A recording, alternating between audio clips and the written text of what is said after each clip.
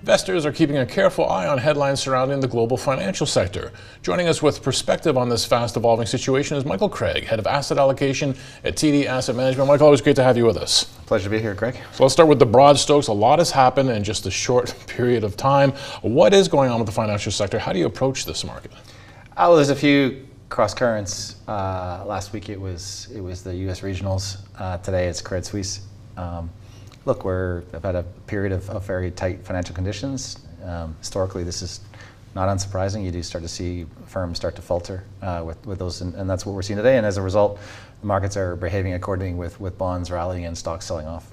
So let's talk about that rally that we've seen in bonds. We've seen yields come back pretty dramatically in just the past couple of days. That means money's moving into that space. So what do we expect from fixed income for the rest of this year? What were we expecting heading into this year?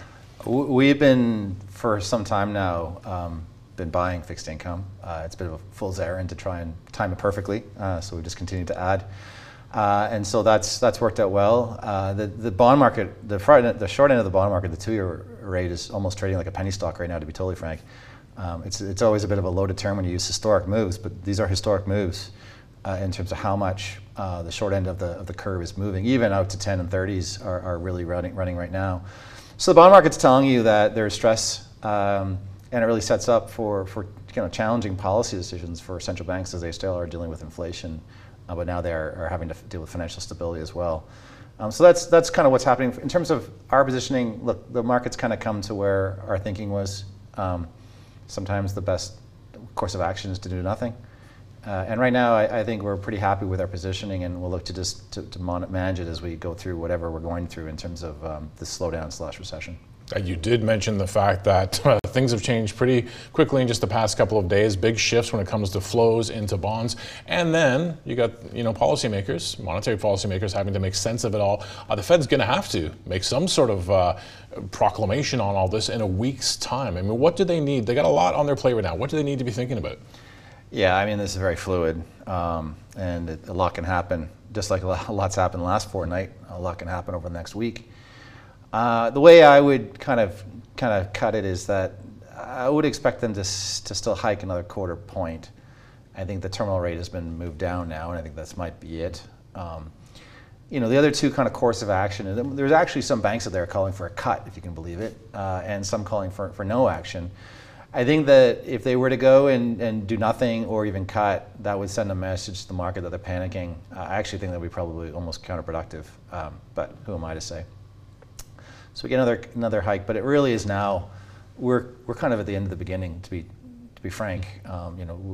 Economic data in some areas are still okay, but with this shock in the banking sector, the natural fall-on effect is that credit conditions are going to tighten. That's going to put stress in industry and will ultimately lead to a material slowdown. And I think that's the bigger issue now, is in terms of what kind of, there's initial kind of financial stability for today, but also more so the tightening of financial conditions. And if you look at senior loan officer surveys, they had been tightening for some time now.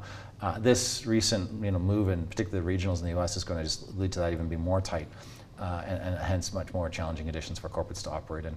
When I think about Silicon Valley Bank, obviously in the early innings of the story, we're only talking 4 or 5 days ago, Credit Suisse, these seem to be conditions quite specific to these institutions. As an investor takes a breath, steps back from the headlines, sort of takes a look around at the state of the markets and where we're headed this year, what should investors have top of mind?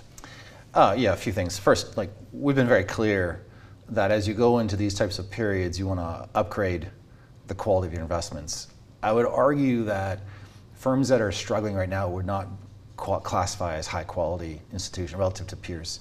So that's one thing. Second, depending on type of investor you are today, like the stock market's off like 1.5% today, not the end of the world. For kind of long-term growth investors, look, it's going to be a challenging period, but ultimately with markets repricing, your expected returns in the future actually go higher as we have better entry points.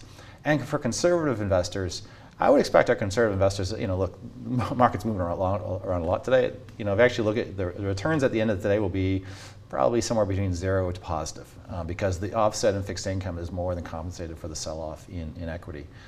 So for investors, I don't think there's been a lot of people who have moved into cash.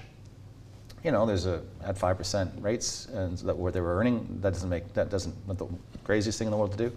But as things start to reprice, you know, financial assets are looking interesting again. I still think there's probably some room to go, but our, you know, as I was chatting with staff just before I came down, our next kind of major shift will be to looking to buy equity at some point. We're not close, but that's ultimately where our head is right now, and I think that decision will be at some point later this year.